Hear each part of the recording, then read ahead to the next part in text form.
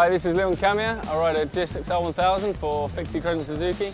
My passion for motorbikes started when maybe I was 3 years old. I wanted to have a bike, and my dad said if he takes the stabilisers off my bicycle, I can get a motorbike. And I did straight away, and yeah, started riding from then. Started racing when I was 6, and yeah, I'm now in the World Championship and had a good career so far, but want the next step for sure.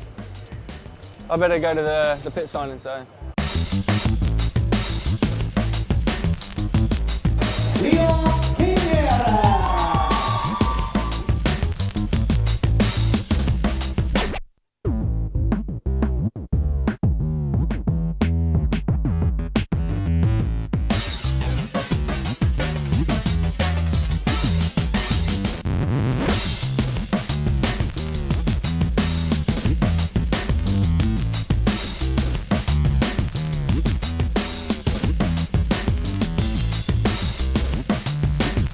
Even if being a World Superbike rider is tough, we're all here for the same reason. It's passion that drives riders, fans and suppliers. Okay guys, now it's time to go and ride my bike.